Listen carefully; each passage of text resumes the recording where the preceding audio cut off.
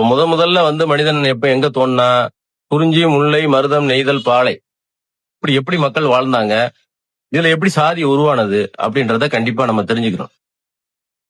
குறிஞ்சியில ஏதோ நாடோடி வாழ்க்கையா வேட்டையாடுற சமூகமா இருந்தாங்க.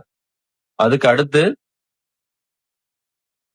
முல்லையில என்ன பண்ணாங்க, ஆடு மாடு வச்சு மேய்த்து நாடோடி வாழ்க்கையாக அவங்களும் இருந்தாங்க. அதுக்கு அப்புறம் மருதத்துலதான் எல்லாமே உருவாகுது. நாகரிகம், பண்பாடு, கலாச்சாரம், அரசியல், குடும்பம்.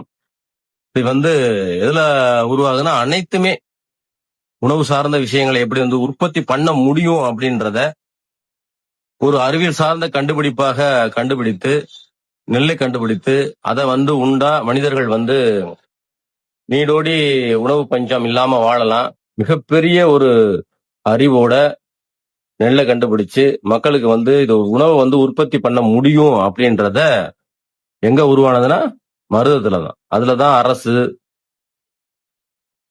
குடிமக்கள், சட்ட திட்டங்கள், நாகரிகங்கள், நீர் மேலாண்மை அனைத்துமே அங்கதான் உருவாக்கணும்.